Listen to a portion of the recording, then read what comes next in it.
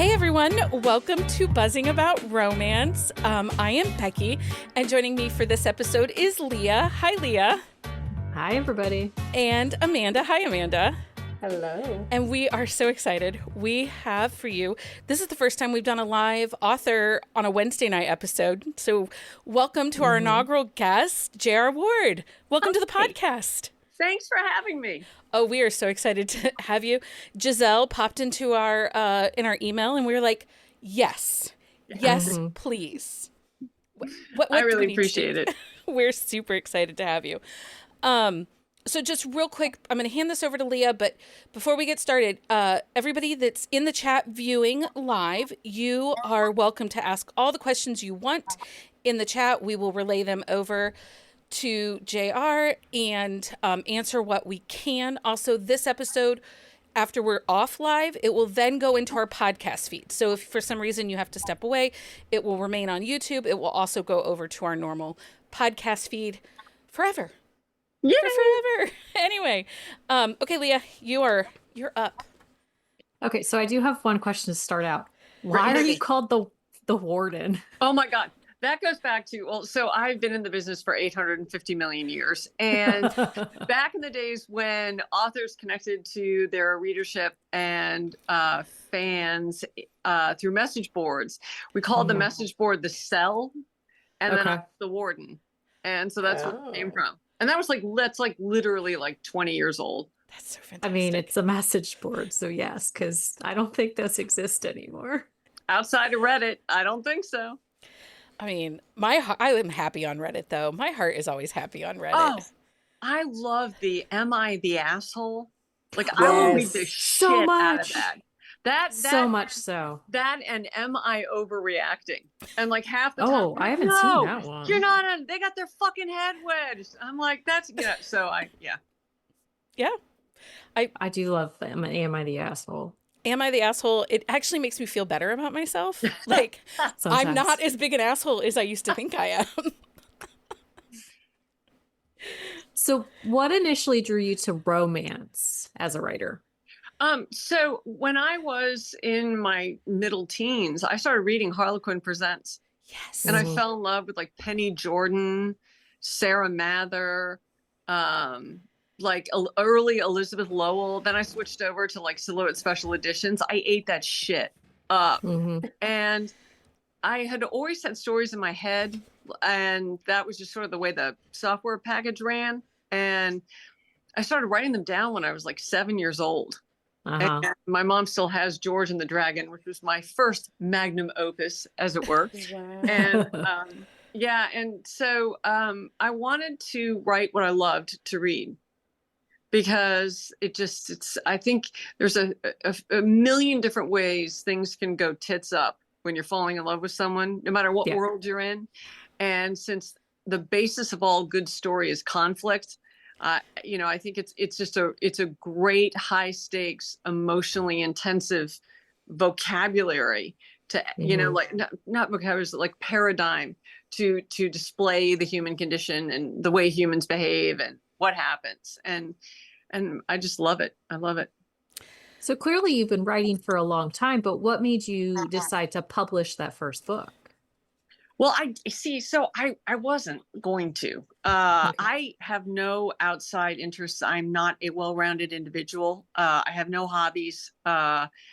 And so I was working as a lawyer up in Boston, and instead of, I don't drink, I don't smoke, I don't like to go out, I don't do anything. And so I used to just stay in and I used to just write because I love to do it. I never thought I'd be able to get published, because it was this was back in the days before the internet, this was 1995, 96. And I had all these partials and then finished books around, but I didn't know how. I didn't know anyone who'd ever been published. I didn't know even how to scale that mountain. And my boyfriend at the time, who has now been my husband forever, was like, these are real books. You should do this. And he had an ex-girlfriend who had interned for a literary agent in New York City. And that was my entree. And she said she'd represent me. And then, we had a little bidding war for my first book. And that's how it got started. And then 4 books in, I got shit canned by the publisher, got fired, and I had to reinvent myself. And it was through that reinvention that Wrath came and visited me, and I started down the Black Dagger Brotherhood road.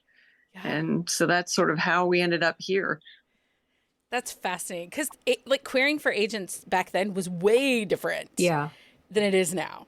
Way different. Yeah, it's a whole different world. Like, dude, those first like bunch of even Black Dagger Brotherhood books, we were doing copy edits on paper, you know, with handwriting and everything. I just think of all the trees that died in So the many query trees. world.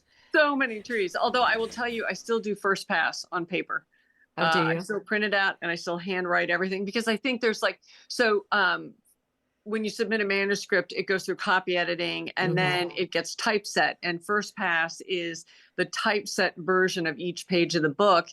And I think seeing it actually the way it's going to look on the page, but then also reading it not on a computer, not online, but reading it physically and then writing it physically, it brings an extra layer of attention and analysis to it. So I still do it the old fashioned way that way. So trees still die. Wow, but not, not as as many. Not as many. But I think about that, like, because you figure, like, back in the day, like, you had to print out your manuscript and send it in, and you had to send it into lots of publishing places because nobody got a yes on the first. Well, some people did, but it was a rare occasion to get a yes on the first try. So you were sending like hundreds of manuscripts out. No, you didn't? She didn't. Oh, You this didn't. is fascinating. That's amazing. No, I only sent one out to this agent and then she said, yes, it'd represent me. And then No, that's we awesome. sent it out to 4 publishers and we got 2 offers. So I'm sorry. Wow. You're a bit But of a I unicorn. Don't be Why are you sorry. sorry? That is But I just, amazing. you know, so, but You're a because- unicorn. well, you know, either that or a jackass who doesn't have anything else to do for the, I mean, like, I don't have a B plan. Okay. Like, I'm either going to be a lawyer or I'm going to be in my, by the way, I have, this is all, you know, the top looks really good, but I'm actually. You have the business mullet on. Yes, I have the business Susan mullet Stoker on. calls it the business mullet. Yes, She it does. is. It is. So I just want to cop to that. But yeah, I think no, she did an interview with us once and she's like, I don't even have pants on. She did. She did do an interview with us once and she told us she did not have pants on. I have pants on, but they're boxer shorts and PJ bottoms. But she wins. I've run into Susan Stoker a number of times, and she is funny. God, that woman is funny. So She funny. is. I love her so much. But anyway, so back to the thing. Yeah, no, I was just really lucky. I was really, really lucky. Again, I don't have a B plan. This was all I wanted. This was all I liked to do with the free time I had. And I just have been really lucky for like now 25 years. We call that a special interest, which is why there's a podcast about romance, because my husband was tired of listening to me talk about it, especially in my Ruby Dixon phase. He's like, now would be a really good time for you to start a podcast. And I'm like, okay, let's do it. Get me a mic. We need to mic this bitch up. Yeah. Right? Now we're here almost 6 years later. So Yeah, there you go. totally get it. Totally get it. Oh, So and by when the way, you- when I said mic this bitch, I meant like the vibe of the podcast, not you as. Oh, as I'm a- a Oh no, no. she No, I'm a no, bitch. It's really cool. well, funny story though. Her husband's name is Mike. Like, Yep. Oh, Yeah. so, it's fine. I am the, yeah. So we know the Black Dagger Brotherhood is quite an elaborate world. How do you keep it straight? I don't. I fuck up a lot. I know. I mean, look, I'm going to be honest with you. There's 42, 45 books in the series. And Yeah. my research assistant and I do everything we can to make sure that within those 45 books that the canon is respected, that all the right things are said and done that are based on all of the books and all of the subplots and everything. And we still managed to miss it. Like Butch, who cannot dematerialized in one of the training center books. I don't know what the hell we were thinking. Like, and I cannot tell you how many times we go over these books and like, we try so hard to catch everything and we both missed it. I don't know why, probably because we were so distracted fixing other things. So we do what we can. But for me, I don't think up any of these books. I'm not smart enough to. I have pictures in my head and they download when they want to, out of order. And so when Wrath decided that I passed some sort of test and that he was going to show up in my head after stalking me for about 2 weeks, of writer's block while I was trying to reinvent myself. I can look at a scene through someone's eyes, look at the person they're talking to. I can go into that person's eyes, look at the other person. I can get myself out and watch it happen. And my job is the secretary. I just record what I see. And if I've done my job right, then the reader will be able to approximate what I'm seeing in my head or what I'm being shown. So I'm nothing more than a glorified stenographer. And so the world is what it is, both for, like, the Kingdoms of the Compass series, for Crown of War and Shadow, the Black Dagger Brotherhood series, the Bourbon Kings, whatever world I'm in. And it's kind of like living in a town where you, like, know the inner stories and all the gossip of all the people who live in the town. That's kind of the way it is for me. Like, sort of like I know who my next door neighbor is because I've, like, lived with them for 20, next to him for 20 years or however long. It's been 15 for me. So, like, I know their history and I know their kids and I know their stories and I, like, know who they are as people. That's the same way. I feel like I live in these worlds. And like, one of the interesting things is you look like the Jack Reacher series by Lee Childs. Yeah. Jack Reacher is exactly who he is. So you can read the first book and the 10th book and the 9th book and the 4th book, and he is who he is. There's no progression for him. My books don't work like that. So when you read Dark Lover, you kind of get on the ride, and now we're up to however many, 23 in the main series. And all of those lives have kept going, just like all my life has kept going. Other people's, our lives keep going, and there's evolutions. And that's part of the thing that I like to do is I like to see the characters or people far, far down the line from where they started. So do you plan out your series, or do you just kind of let it roll? No, there's no, there's no planning. No. The stories, the visions, they don't care about my opinion. If they want my opinion, they'll give it to me. I don't plan anything out. I don't construct anything. There's no vision boards. By the way, this is just how it works for me. I think all writers are very different. And I think whatever works for that particular writer is the correct way. So I'm not advocating for this. And I think I have tons of friends who do it lots of different ways, and it's all the right answer. But for me, there's no vision boards, there's no inspiration, there's no anything. I'm just, a reporter living in these worlds, and I just take notes and type. Yeah. So I say this in every author spotlight I do, because I handle 90% of the author interviews for the podcast now. And that is one of the things I love about doing these, is how everybody goes from point A to point B in so many different ways, but the final result is the same. Yeah. 100%. And I think that's one of the great things about, one of the things that I love about being a writer is, aside from the fact that I get to, like, do my job in my boxer shorts with my dogs in the coffee pot, is that I've struggled with this because I don't feel creative. I've never felt like I'm a creative person, and I've never felt like an artist at all. Because, again, where it comes from, I don't know. And it's not me. It's not part of me. It's just, but I love the fact that in an artistic environment, in a creative environment, there is such acceptance for people doing whatever they're called to do, expressing themselves, however, well, not always. I understand. I've got a lot of privilege, and I need to acknowledge that. And I do acknowledge that. But, like, I love the fact that there's such acceptance in these writer spaces for people doing what's right for them. Yeah. But I feel like that really about Romance Landia, this community, ourselves. I mean, no one is perfect. We all are very lucky. We know where our privilege is, but there is an amount of support and connection that comes. And I think it comes from the leadership too within, which I look to, like, the authors as our leadership in a way that they kind of set the standard. Like, if you set the standard of love and respect, that is the community you're building. And I have to tell you, your community is phenomenal. When we went to that signing, that was the first signing my friend Jenny and I had ever been at. And the people were there. They were so kind, so amazing. We looked lost at one moment. They're like, "What do you need? How can we help you?" Like, but you have curated that community, and they are top tier. Well, I mean, I think I have there's like readers of the Black Dagger Brotherhood, and then there's the fandom.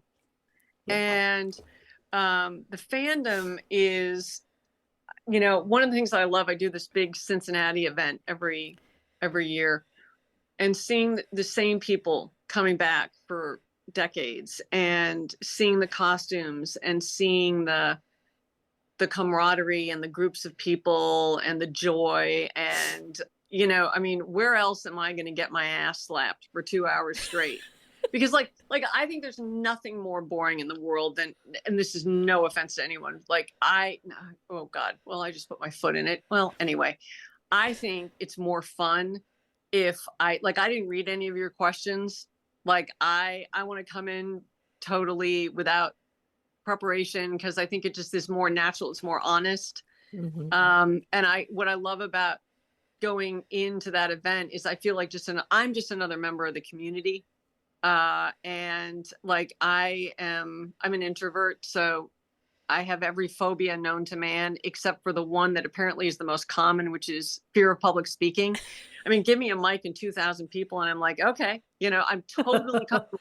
You give me a cocktail party of like 50 people, I'm ready to throw myself out a plate glass window to get away from it. It's really weird, but I think it's because I share the same passion and excitement about the world of the Black Dagger Brotherhood and these books as everyone else who shows up does, whether you're a reader or you're part of the fandom.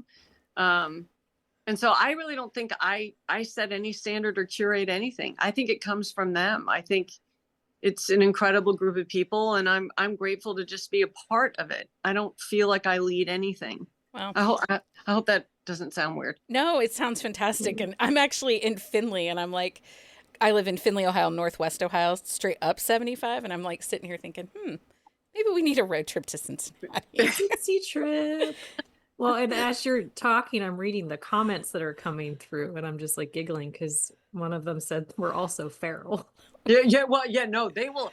The thing that I love about it is they will fuck you up. Like they will call you out on shit.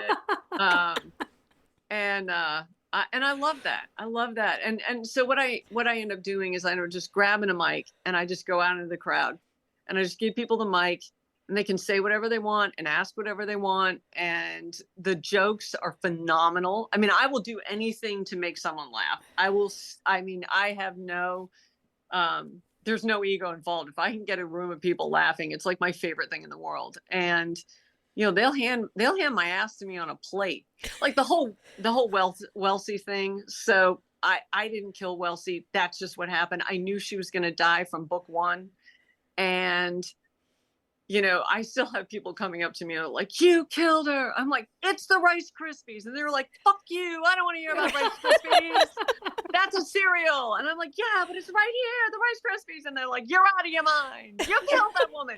So now the Rice Krispie, there's a ton of Rice Krispie comments in the, and I thought, okay, well, maybe this group just really likes breakfast cereal. No, it's the Rice Krispies, and everyone's like, "Fuck you!" and the Rice Krispies. I mean, it's great. Like, I love it, and it's just it's a wonderful, unexpected, incredible blessing. Because when you start out writing, the chances of finding that accord with such a huge group of people over so many years. I mean, who the fuck? I certainly didn't plan for this. I was going to be a lawyer my entire life. You and like 70% of the romance writer community. Yeah, right. Yeah. Right, I think it was Avery Flynn that said to us once, she goes, you can't swing a cat in Romance Landia without hitting a lawyer. And I was like, so okay. That is so true. We didn't believe her at the time, but the longer we do this, the more we do. Yeah, we're like, okay, we know a few, like couple here and there. But no, we know a lot now. Yeah. Is there a piece of advice that present author you would give past author you? No. Mm-mm. No. Here's the thing. Oh God, you should tell me to fuck myself. You should just go and tell me to fuck off, because this is because I want to hear this. I want to hear why. Okay. Here's the deal. Because I'm very interested in why. Because you're the first person who has said no. No, there's no. Okay. Here's the deal. There are so few things in life that are really under our control. Okay. Yeah. And the idea that you can go back to some earlier version of yourself, even a hypothetical, and tell them anything that will make a material difference, given the number of elements that are strictly out of our control, okay, about anything, is absurd. Yeah. The reality is, the one thing I can control is make no excuses for my commitment to work, and to show the fuck up and sit my ass down when I'm tired or I'm sick or I don't feel like I don't want to be there, or the writing's going like hell. The only thing I can control is to sit down and do the fucking work. And I've done that ever since I started this. And now 20 years on and 65 books, same fucking commitment right here. And after we all wrap this up, I'm going to bed, and I'm up at 5 a.m, and I'm sitting my ass down and I'm working. That's the one thing I can control. So there's nothing to tell myself, because I've been doing the same shit. I have no more control over anything now than I did 20 years ago.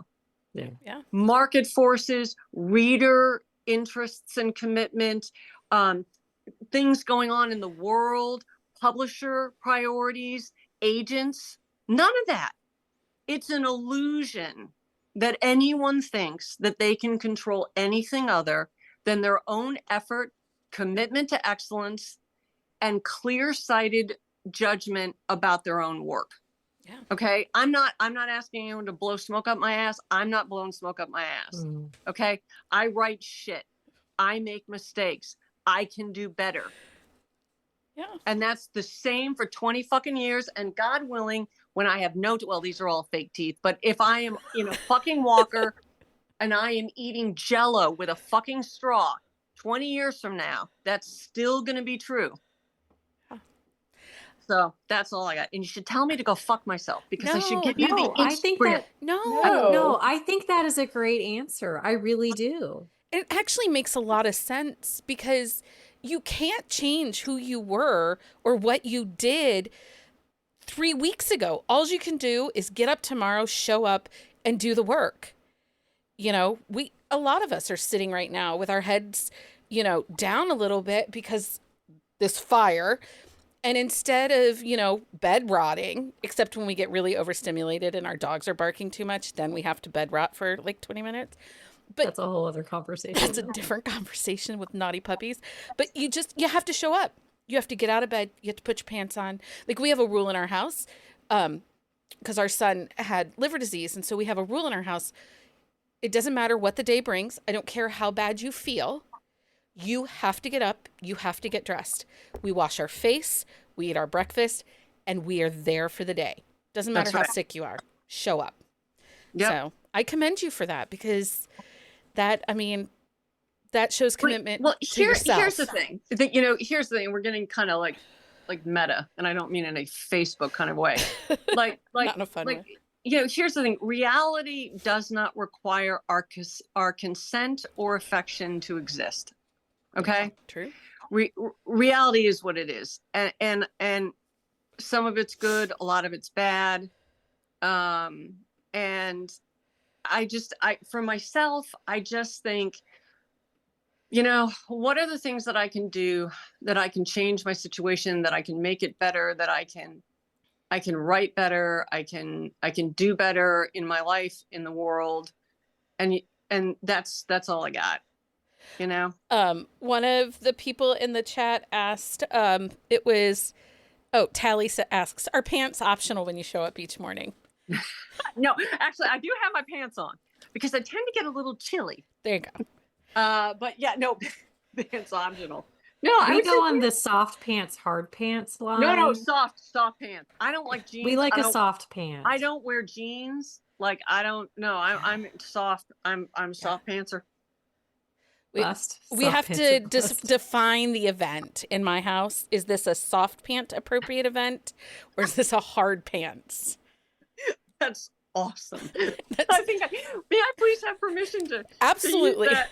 I love Yes. this. I'm going to say that to my husband. Is this a soft pan or a hard pan situation? Yeah. Yes. Well, we got a lot of neurospiciness in this house, so we do best with very easy, understandable boundaries. Okay, we have a question from the chat. There are All a right. lot of references to color. Is there more to the scribe version, like a link to a present character? Also, will we see more of Bedlam or Aggie? Yes. And Aggie. Yes, you will. On both of those. Definitely. Okay. And then I'm sorry, I don't understand the color question. Yeah. There's a lot of references to color. Okay. Is And there then- more to the scribe version, like a link to a present character? There is a link to a present character with regard to the scribe version. Mm. But that's all you're getting, people. That I'm sorry. is I'm it. sorry. Listen, it's better than a total keep reading. That was That's sort of right. like a half keep reading. Yeah, Which is she why says you- like the color of Raven's eyes. Maybe. Oh, so she's going vague with those answers. Well, Jen Allen, one of our listeners, she had asked in our Discord to ask you this, and she said, does she have plans to end the Black Dagger Brotherhood? I know the last scene in the series. Oh. And right now we're working our way through the kids, and I want to keep reading it I want, because I often view myself as the first reader of these books, Mhm. not as the author, because the way the pictures work. I want to keep writing them as long as people are super excited to keep reading them. And Yeah. then at some point, all things have a beginning, middle, and an end. People do, pets do, lives, eras in your life do. So it won't go on forever, because nothing goes on forever. But I'm hoping to keep it going for a good another chunk of time, because I have at least another 10 books I want to write. Jeez. How do you find the time, my friend? Because okay, wait, but the Crown of War and Shadow, it's a 5-book planned series? It's 4 books right now. 4 books. Just- Yeah, I was gonna Oh, say okay. in the picture it's only 4. Is it 4? Yes. Okay. Yeah, Well, but because- it's also kind of open ended, because I want to go and do an origin story. So if I did the origin story, there's an origin story that I want to do. So that would be 5 books. Yeah, Leah's obsessed with your sprayed edges on this book. I just have They're to so say. God. pretty. they're so They're so pretty. pretty. I love them. That's Monique Patterson. Well, of and I Bramble. showed, so my daughter is 12 and she is a lover like of reading as well. And so I was like, check out, I showed her with my book because it showed up today. I was like, but check out like the whole series together. She's like, oh, that's real pretty. I was like, I know. I can't wait to get my hands on them all, although I'll have to wait for a while. But she's like, yeah, because they'll look really nice on your shelves that you don't have currently. But yeah, so they're gorgeous. But so Yeah, it's a beautiful packaging. let's chat Crown of War and Shadow, Kingdoms It of has the a map. Compass. Did you? Oh, Book yeah. one. Oh, it's a map. There's a I map. I love a good map. I just really like the way the whole thing was formatted with the imagery inside of it and like the way the parts are broken Yeah. down. Come on. It's And real pretty. also, did you? Uh-huh. Oh yeah. hmm Mhm. Yeah, is there anything on the Gorgeous. back too, or is it just this? Oh no, No, I think it's just, well, let's find it's it. just purple. I should know. Oh, it's just purple. But is the spine gold lettering? The spine has the gold lettering, yeah. Yeah, it's very, very. See? I really, one of the things that I It's so love pretty. about the new generation of readers and where the market is now is that these books that we as authors put hundreds of hours into, now they're like collector's editions. They're like works of art. They're so Yes. beautiful. Yeah. The Oh, I number don't of read books- any of my physical books. They're just pretty trophies on my Yeah, shelf. absolutely. And I'm a collector, and I love, the other thing is I love some of these other, we've got some different versions of Crown of War and Shadow coming out from Bookish Box and Yes. Bay Mm. Crate. Those things are so breathtakingly beautiful. Amanda, The how many artwork of in these there- have you ordered? I haven't yet. They're not available. They're not yet. available They're yet. not- But I have reminders on my calendar. Amanda's our special edition person. She cannot get enough of them. Yes. Well, I it love depends multiple on the copies. special edition for the rest of us too. Becky, who has 7 copies of certain books. I have 7 copies of certain books, but I also, my collection is mass market. Like, I've been in mourning all week for the yeah. death of mass market. Like, it makes Oh, me so sad. I know. So I know. sad. It's just really, I have the original Black Dagger Brotherhood mass markets with the original covers, not the new one, not the 2 new ones, but and I cherish them. I have your bourbon series in mass market. I thrifted it, and like, it will not leave my shelves. It's mine It's forever. beautiful. I loved with those soft covers that you Yeah. could like prop up on a pillow and read, you know. Yes. Yeah. You can crack the spine on those ones. It's allowed. You can. I love mass market. It makes my heart happy. Anyway, that was random. Let's talk about her new book. Yes. Okay. So your new book comes out February 17th, Yes. 2026. There's Yes. some witchcraft, epic fantasy, chosen mates, hidden magic, forced proximity. Like there's lots of things, but it's not super tropey at the same time. So where did the idea come Yeah, from? because we don't want to Like, was it spoil this just- for anyone. No. But No, we don't. We all were blessed with an advance copy. Shout out to Yes. Bramble. Well, and I did the audio of it, which I Oh, really enjoyed. The audio is exceptional. If you haven't listened to the audio yet, exceptional audio. Yeah, it was really Well, good. so when I got shit canned, and by the way, the publisher was right to shit can me because although the first 4 Jessica Bird books I wrote were critically well acclaimed, and one got nominated for the Rita, I didn't find an audience. And this is a business, you know, Right. and unless you find an audience, you know, they were right to do what they did. So Wrath came and found me, and usually when you send in back then or now a proposal and you're already a published author, so you know you can do it on what they call spec, so you don't have to send the whole book in. So you usually do like a query and like 3 sample chapters or whatever. The Black Dagger Brotherhood proposal was 120 pages. Okay. Because I had 69 pages of the actual book, and then the rest of it was actually world building, explaining like, here are the other 4 books or the other 10 books, and here, you know, here's what the world is and the all that business. I was in tears when I mailed it off, and I'm not a terribly emotional person, but I was convinced that no one was going to publish it because back then, you know, the fact that the hero got the heroine's name carved in his back at the end of the book, Mhm. and then there's like all this like vampire shit, and it was very gritty, and it was very raw sexually, you know, for back then it was. I was like, no one's ever going to publish this shit. So while I was waiting to hear back, I had this vision of a medieval world in a fantasy situation, and I saw 4 people in like this turret, this medieval turret, sitting around this compass that was glowing. Okay. And I was like, oh, that's pretty cool. Well, maybe when the vampires don't sell, I can write this. So I let the way it works for me is once I start to get pictures, I just let them spool out. Mhm. And it's like casting lines into a river, like fly fishing, where I can just see it spool. I don't know how else to describe it. It's like spooling out of images and of people and of places, and then they kind of weave together into these scenes in my head. So I outlined, and then to my shock of all shocks, we sold the Black Dagger Brotherhood, and we were off to the races. So I put it away for like 20 years. And then 2 years ago, I had some space in my publishing schedule because I've been doing 3 books a year forever. And all of a sudden, my agent was like, you know, do you have any romantasy ideas? You know, because we were just kind of spitballing. And I was like, well, I had this idea 20 years ago. Let me see what I can do with it. And all of a sudden I realized, I was like, holy shit, I think this is a romantasy. Like I had to tool it into like first person, and I had to restructure some things. But like we sent it off, and Bramble was the perfect home for it because as a trad publisher, like they do such good work in the romantasy space. They do. You know?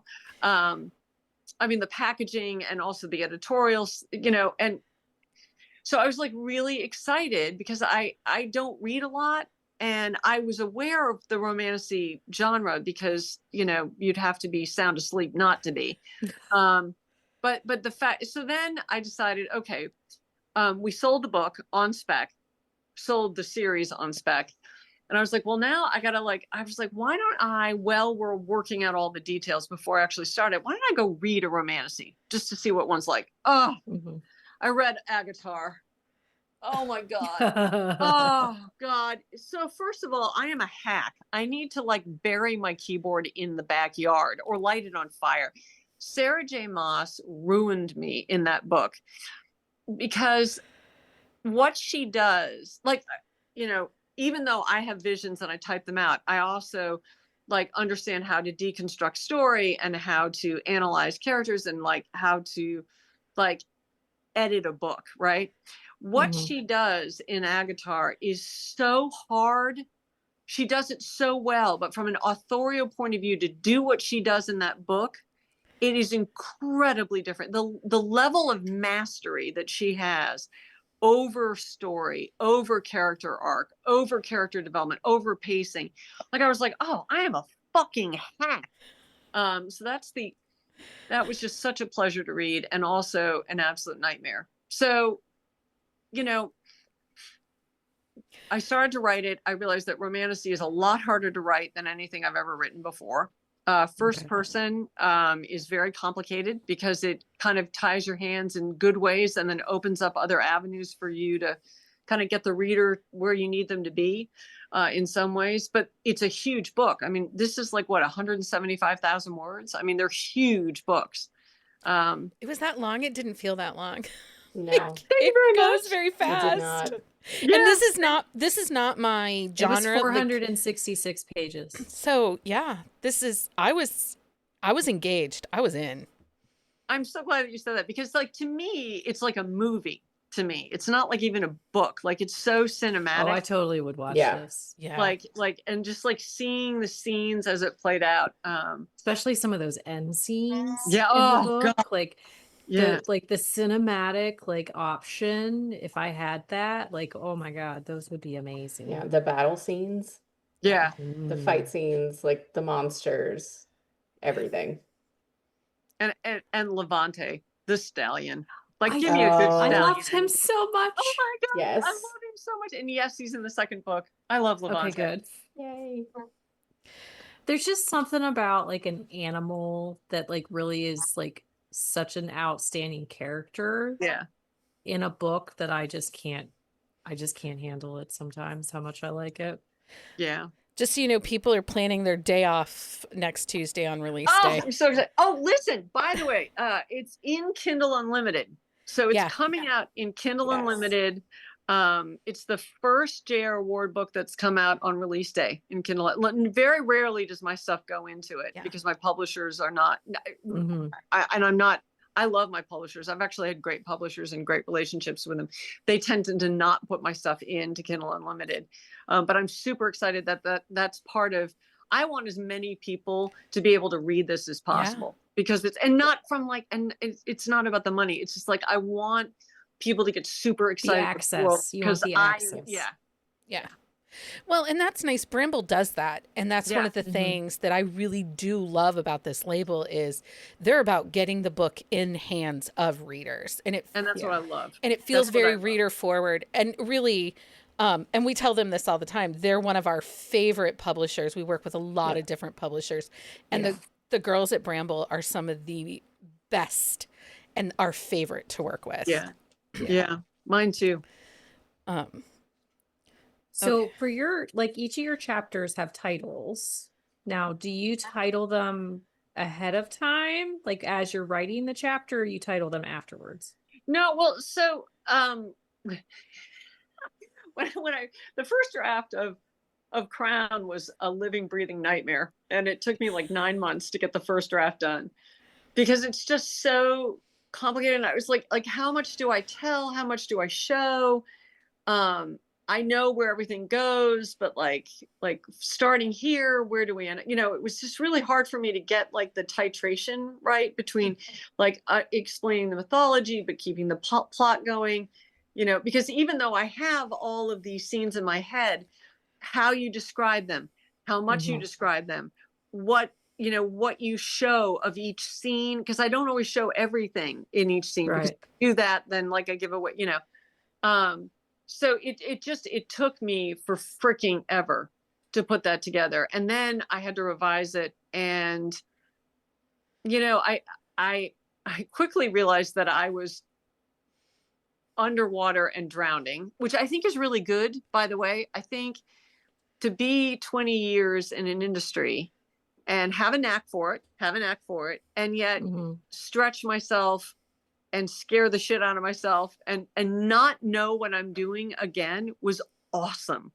It was so great to feel as incompetent as I truly am, because like I've been lulled into a false sense of security that I know what I'm doing in the Black Decker Brotherhood, because in that world, like I kind of know. Like you're so comfortable there. I'm so comfortable in it, and I know how to execute those books. And to feel newbie stupid again is such a great place to be, because I think it's when we are lost and floundering that we are most open to learning.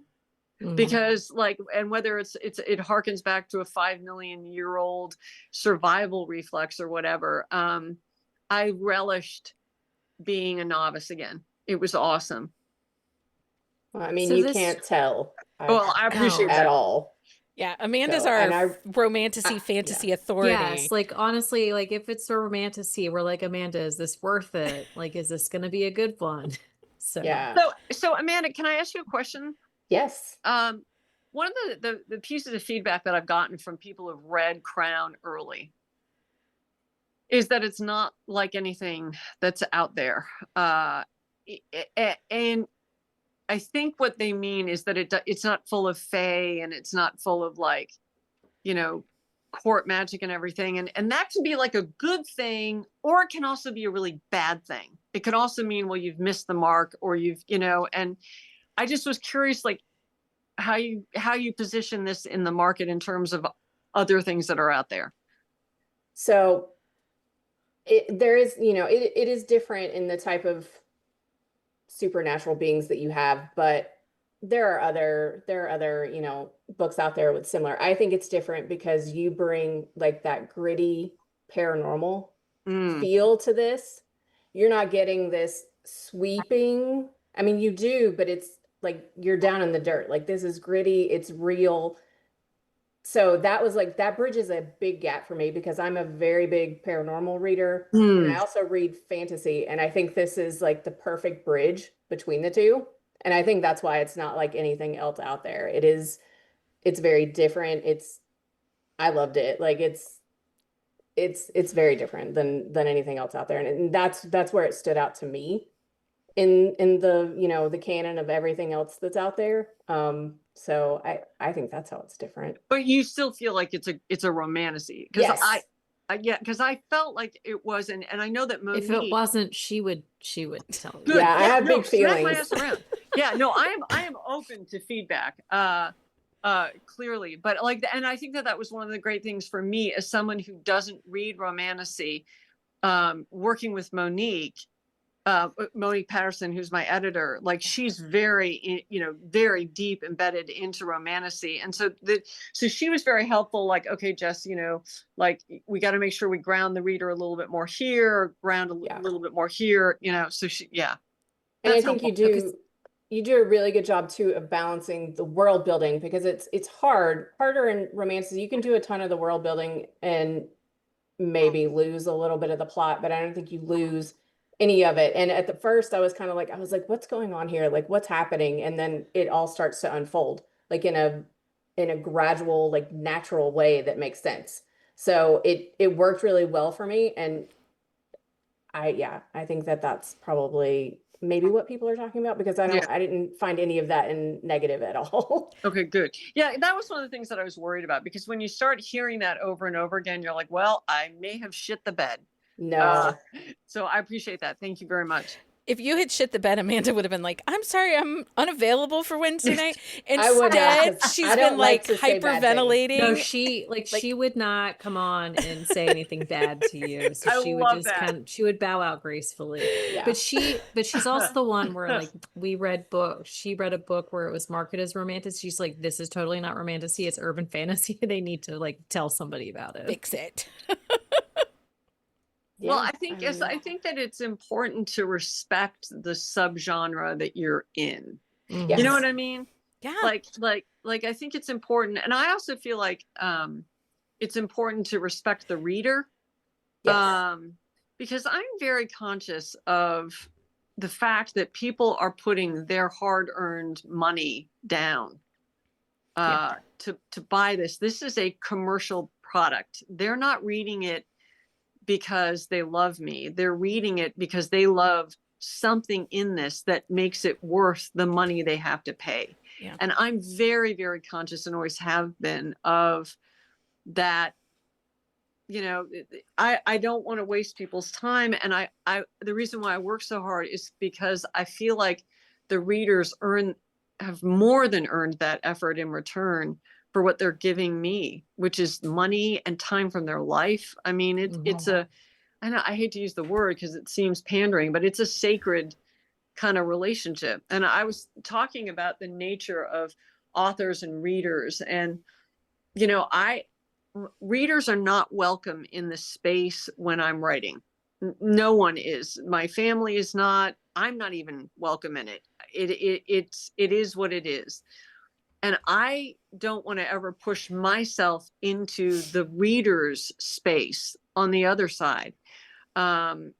Readers have every right to read books and not like them, and talk about not liking them, and review them accurately or inaccurately. And what I think is interesting about the way readers and authors come together is it's a way of shaking hands over the book, Yeah. you know? Yeah. And it's like the two sides that are independent coming together over the book.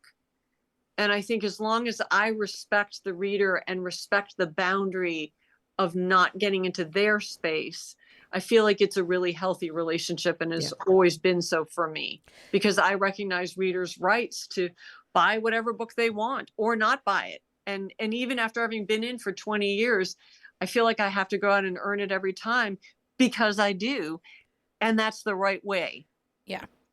to approach things. I think the first time when we heard you talk that first night in that keynote, one of the first things you said is that you talked about, like, your opinion of my books is not my business. It's not my business. Thank you for being here. Thank you for reading my books. And I think Jenny was sitting next to me and she elbowed me. She's like, she's our people, because it is that respect of, it's a respect thing. you know, this is your space, you're creative, and it's okay if I didn't like it. Do I need to tell you that to your face? No, I do not. But if you want to, that's also okay, because I might learn something. You might. You know, I might. And if you're a prick, well, then you're a prick. And how you approach that conversation says a lot about your character, right? Which is also none of my business. You know? That's true. But yeah, it was just the respect that you have for readers in general. It again says why readers flock to you. Well, I'm very grateful. I still feel like I have imposter syndrome. I'm still waiting for like the jig to be up and everyone be like, yes, she's the incompetent boob who types a lot. Somebody said that in the comments. I think it was Jenny, actually. She said, it's good to know everyone has imposter syndrome. Oh, absolutely. Absolutely. I still am looking over my shoulder when people are like, oh my God, I'm so excited to meet you. I'm like, is Stephen King behind me? Like, I think it's fantastic. So the story follows Sorrel and Merc, and there are two characters who are, they're flawed in learning and figuring things out. And there's some big things that we find out about them, which we're not going to talk about, but they're just so dynamic, but softly at the same time. And also not perfect, because there are moments you're like, what you doing over there, friend? Not good choices. You did not make a good choice today. No. Bad choices were had. Yeah, bad choices were had. Bad choices were made. Decisions were made. Yeah. No, it was the other thing that was really weird is not weird, but it is a slow burn romance. And it has to be because of the way they come into each other's lives. Mm-hmm. Yeah. Because if, given who Sorrel is, she were to all of a sudden turn into, there's no way she can trust Merc until she trusts him. And there's no way she's going to become intimate with him if she doesn't trust him. Yeah. And so part of the slow burn nature of the romance is the circumstances by which their paths cross. But damn, he's fine. He's a fine mercenary. Yes. The way it worked for me is that moment when he comes through the door at the pub.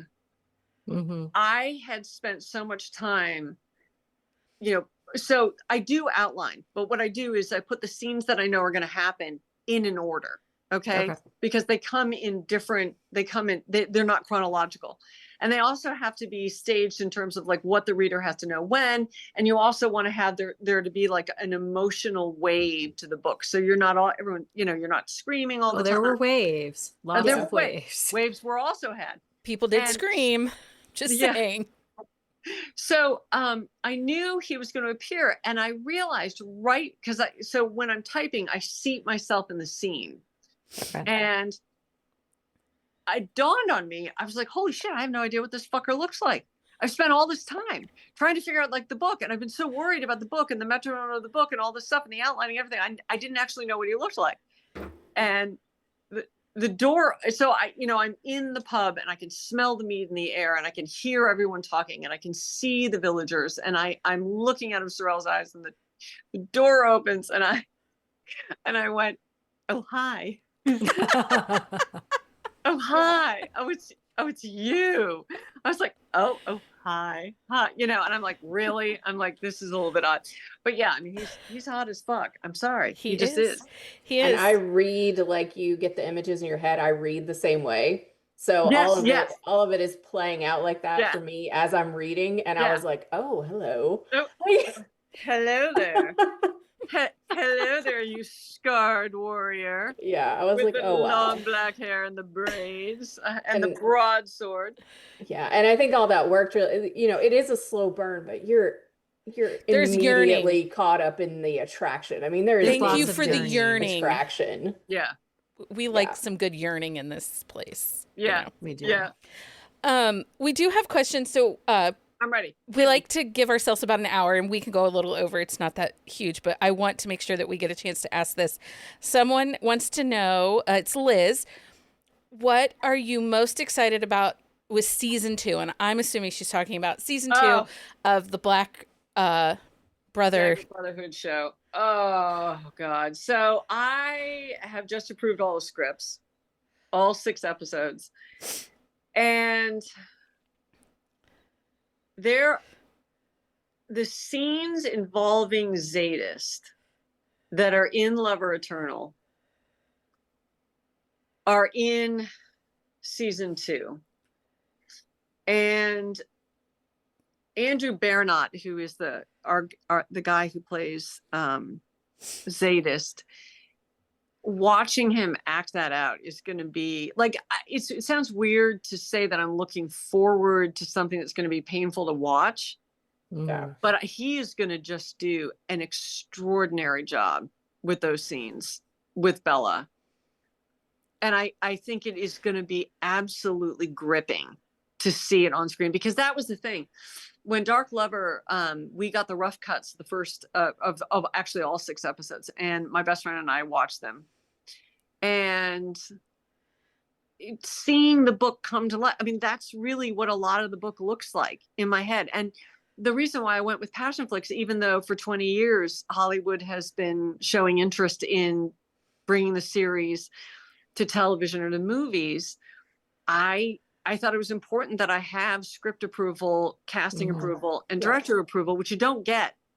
Right. You just don't get under most circumstances. And I think that what I love about Tosca is she stays true to the book. And the scenes that are in the book are actually, there's no extrapolation. Yes, they trimmed down some stuff because they have to. But like, I want to see those scenes with Zadist, and I want to see Andrew Bernot do it. And I think it's going to be extraordinary. And then also, I mean, Alex Cubis is beautiful. I mean, he's just beautiful. And he's going to do an extraordinary job with Rage. And the Rage and Mary dynamic. And, we have our Mary, we've cast her. She's wonderful. I'm not going to say a lot about that right now, but, the table read happens the first week in March. And I'm here for it. I am fucking here for it. Exciting. Yay. Andrew's a nice cover model too. I'm just saying. Yes. I might own quite a few books. Yeah. Yeah. He likes to be on. Okay. Was there any other questions? I think we asked as they came through up? for the most part. Okay. Is this your first time writing in single first person? So I wrote the St. Ambrose School for Girls, which was a passion project of mine Okay. a couple of years ago. And that was first person. It's actually a murder mystery that takes place in a 1990s prep school for girls. And I will say that writing romantasy as a first person I'm glad actually that I did St. Ambrose School for Girls, because it helped me. I learned a lot about writing in first person there, but romantasy is just the sprawl of everything. There's an epicness to it. And then also knowing that I was kicking off a 4-book series was like, oh shit, You're in too deep now, friend. Yeah, very deep. Will Dearest Ivy ever be available in print format? Oh my gosh, that's a really good question. I will ask that.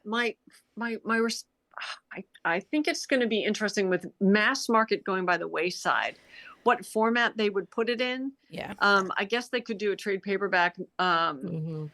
Yeah, that's actually, I don't know, but I can ask. I can absolutely ask. The lady will ask. Okay, there's another one here. You've hinted that there is another series in the work. Is that something you can talk about yet? Oh my God, it's so good. She wants to talk about love it so much. I love it so much. I can't say a lot about it because my agents would kill me. But yeah. So yes, there is something, and no, you cannot share. I can't share anything, and no, it's not romantasy and it's not paranormal. It is romance. I would say it's romantic suspense. And it's a series. Oh, I'm down for that. Yeah, and it's so great. That is my jam. Oh my God, I love it so much, and it's got a whole thing, and it's great. I can't wait. I'm actually I'm probably about 100 pages into the first book, and yeah. So I mean, I hope to have something exciting to report in the next couple months. Okay, well, we'll be on the lookout, and once it's out in the world, we would love to have you come back and talk to us, because I will come back and talk the shit about it. In fact, anytime you want me to come back, I will come the fuck back. Don't put that out there, because we'll be like, hello, it is us. Would you like to come hang out? Because, we're a little extra. We like to tell people we're a lot, but we are not everybody's cup of tea. Yeah. Well, I haven't found you guys a lot. I think you guys are straight shooters, and you know what you like. And I actually find myself very relaxed around people like you all. Perfect. Because I'd rather I feel most comfortable when I know where I stand. Yeah. And with people who are real straight shooters and unapologetic and kind, nice people, which doesn't mean you have to be pushovers. I feel, as you said, it's my jam, and I feel comfortable here. Well, good. We are Thank you. We appreciate that. We are so glad you came in and hung out with us for this evening. So Crown of War and Shadows, Kingdoms of the Compass, Book 1 is out on Tuesday, February the 17th, 2026. Make sure you grab your copy. Those edges are beautiful and will look perfect on your trophy shelf. Cannot recommend the audio enough either. That was phenomenal. Thank you, JR. Thank you so much for coming and hang out. Thank you for having me on. It was a pleasure. We'll be back Sunday night live 9:00 right here on YouTube, and then you can find us in our podcast feed. What are we talking about Sunday night? I have not a clue. We don't know. We might have an episode. We'll have an episode. I just don't know what we're talking about. And it has a topic, but I don't remember. I what don't it either. is. I'm sure it is a very good topic and it will be a very good discussion. We pull nothing out of our ass at random on a Sunday night ever. Anyway, until next time. Happy reading, everybody. Find us on Instagram at Buzzing About Romance or on Twitter at Buzzing Romance. If you like the podcast, please leave a review. If you'd like to support us directly, join the Bookcase and Coffee Patreon and receive exclusive content only available to Patreon members. Check out bookcaseandcoffee.com for our on-the-shelf show notes.